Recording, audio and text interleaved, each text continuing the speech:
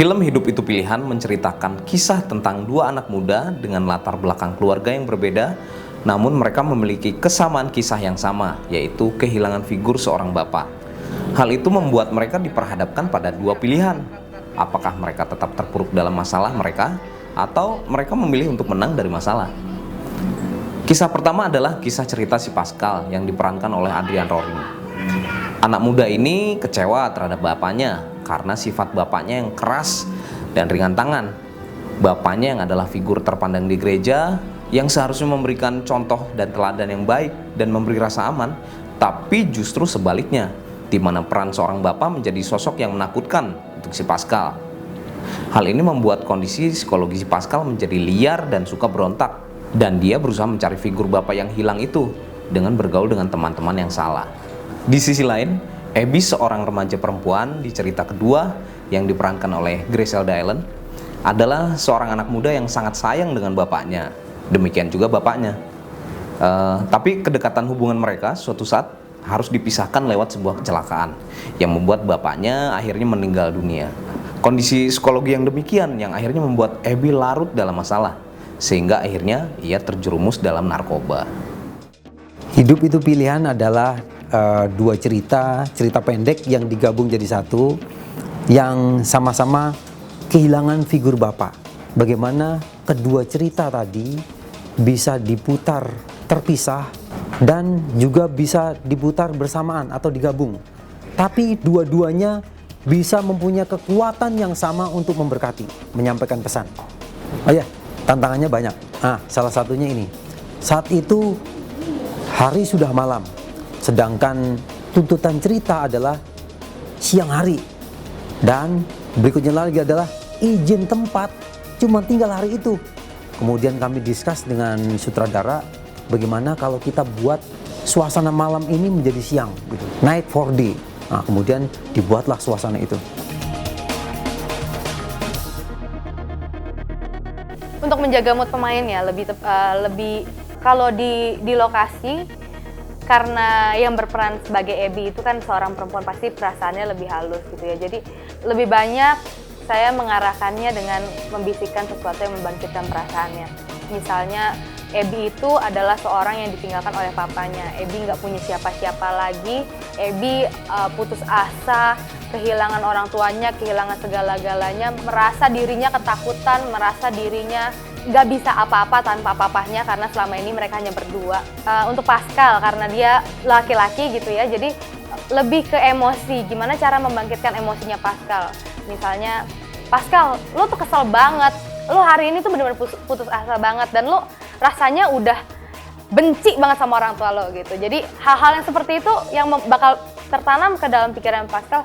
Oh iya, seorang Pascal ada seorang yang benci sama orang tuanya. Jadi hal-hal seperti itu yang coba ditanamkan kepada pikirannya pemain sehingga dia bisa memerankan aktingnya dengan baik. Dalam film Hidup Itu Pilihan, saya berusaha menciptakan music scoring, yaitu untuk memperkuat karakter seorang tokoh dalam film ini. Dalam hal ini tokohnya adalah Pascal dan Abby. Seperti contohnya dalam scene perkelahian yang dilakukan oleh Pascal dan temannya. Dalam scene ini, Pascal memiliki sifat yang keras, sehingga musik yang saya buat itu terdiri dari instrumen-instrumen yang keras, seperti gitar listrik, bass dengan distorsi, dan drum. Lain halnya dengan Abby, dalam scene, dia sendiri dengan bibinya di rumah. Saya menciptakan musik dengan instrumen piano dan string, sehingga karakter yang didapat adalah Abby sedang kesepian. Saya berharap dengan music scoring yang saya buat, penonton dapat merasakan apa yang karakter dalam film ini rasakan juga. Sehingga unsur dramatis adegan ini lebih kuat adanya.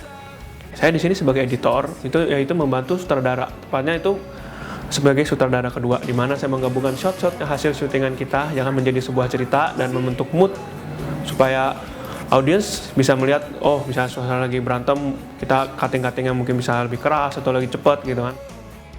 Tingkat yang paling sulit itu adalah menentukan shot-shot, di mana kita tuh harus memilih shot-shot yang ada untuk bisa menciptakan suasana. Ya kan, misalnya kekerasan, shot-shot itu kita nggak bisa langsung ambil, oh ini yang good doang yang kita ambil nggak bisa, ya kan. Jadi kita harus ngepasin dulu shot-shotnya, ya kan, gabungin, oh cocok nggak nih, ya kan. Tepatnya intinya singkatnya ya itu, gabungin shot-shot aja.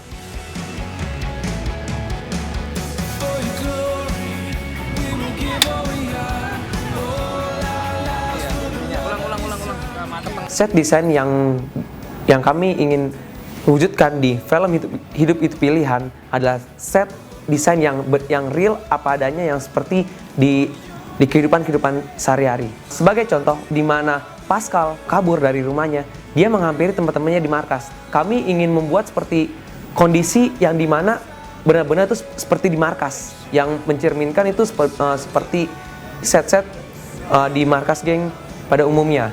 Sementara di scene Abby, kami ingin menciptakan suasana di mana sosok Abby yang manja dengan bapaknya. Kami ciptakan dengan properti foto-foto Abby dengan bapaknya dan teman-temannya. Selain itu, kami menciptakan di mana suasana sosok seorang Abby yang orang kaya. Kami meset rumah seperti rumah orang kaya dan fasilitas seperti kolam renang. Sinematografer di film ini mencoba membantu sutradara untuk menerjemahkan visual yang menyampaikan dramatisasi ide cerita. Nah, dalam film ini saya coba lakukan pendekatan yang berbeda, namun pada intinya sama. Dalam scene Abby, warna film yang digunakan adalah warna-warna yang dingin, yang mewakili kondisi psikologi Abby yang ditinggalkan bapaknya. Jadi, mood yang diciptakan seakan-akan mewakili kondisi keterpurukannya, kesedihannya, dan kesendirian dari karakter si Abby itu. Sedangkan scene Pascal diwakili warna-warna yang mengesankan panas atau warm, sebagai bentuk perwakilan kondisi psikologi Pascal yang berontak terhadap bapaknya dan kerasnya kondisi hidup.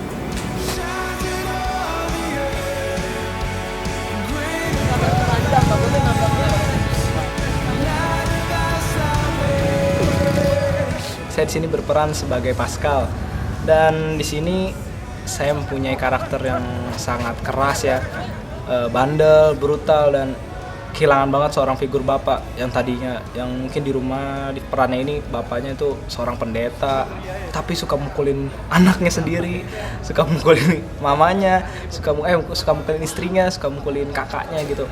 Dan sini Pascal merasa, woi, kok bokap gue pendeta tapi suka mukulin orang. Halo, nama gue Grace. Gue di sini berperan jadi Abby.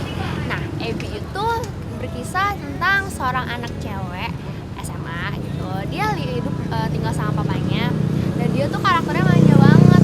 Jadi dari kecil kemana-mana sama papanya. Nah, suatu hari papanya tuh kecelakaan, dipanggil Tuhan. Nah, dia kan ceritanya tuh seperti mentuhankan papanya, apa-apa sama papanya. Begitu setelah papanya pergi, dia jadi stres. Nah, stres akhirnya temannya nawarin narkoba. Terus hidupnya ya langsung hancur lah gitu.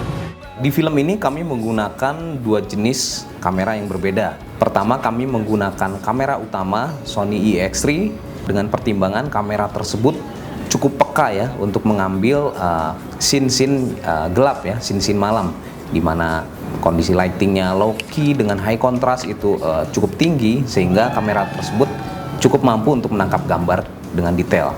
Sedangkan untuk kamera kedua adalah DSLR Canon 7D. Dengan pertimbangan bahwa ini menjadi kamera kedua untuk scene-scene yang perlu mobile, perlu shaking untuk menggambarkan ketidakstabilan kondisi si Pascal ya, dan juga secara resolusi ini tidak terlalu jauh berbeda dengan EX3, sehingga waktu di mix di pose-nya tidak terlalu jauh berbeda.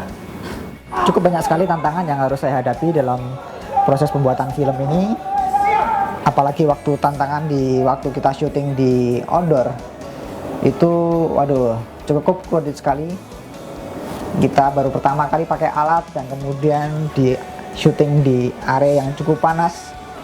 Waduh, cukup banyak tantangan. Tapi puji Tuhan, dengan ada tantangan-tantangan itu kita bisa banyak belajar untuk memproduksi sebuah film. Itulah salah satu pelajaran yang saya dapat di mana saya ikut dalam suatu produksi film. Film Hidup Itu Pilihan adalah sebuah film perdana karya Media Rayon 3, di mana semuanya dimulai dari doa. Ide untuk membuat film ini lahir dari anak-anak media yang berdoa, dan mereka mendapat inspirasi untuk membuat sebuah film yang dapat memberkati anak-anak muda yang kehilangan figur seorang bapak. Dalam pembuatan film ini tentu membutuhkan persiapan yang sangat luar biasa lama dan memerlukan peralatan yang sangat banyak, mulai dari kamera, lighting, peralatan yang lain. Dan apa yang saudara bisa saksikan dalam DVD ini merupakan karya yang luar biasa yang Tuhan boleh kerjakan bagi kita semua. Dan saya percaya melalui film ini juga bisa memberkati saudara sekalian. Sekalipun ini film perdana yang kami buat dengan begitu banyak keterbatasan, tapi dengan campur tangan Tuhan, akhirnya kami bisa menyelesaikan film ini dengan baik. Shalom saudara, apa kabar? Saya percaya saudara dalam keadaan yang luar biasa bersama dengan Tuhan Yesus. Saudara, saya bersyukur dengan lahirnya film perdana dari anak-anak kami di media, Hidup Itu Pilihan. Saudara, sejak beberapa tahun yang lalu, waktu gembala pembina kami, Pak Niko, saudara sampaikan bahwa ada 6 stream dalam healing movement. Salah satunya itu healing movement dalam bidang media, saudara. Dan pada waktu itu disampaikan, terus terang, saudara, itu bergetar di hati saya. Dan saya terus berdoa, saya sampaikan kepada anak-anak kami yang ada di media. Kami berdoa bersama-sama. Dan kami sampaikan, saudara, bahwa melalui pelayanan media, Tuhan rindu dipermuliakan. Dan ada banyak jiwa-jiwa yang disembuhkan, yang diselamatkan. Nah, Anda penasaran dengan film ini? Saksikan Hidup Itu Pilihan yang pastinya akan memberkati Anda semua. Selamat menyaksikan film ini. Tuhan Yesus memberkati.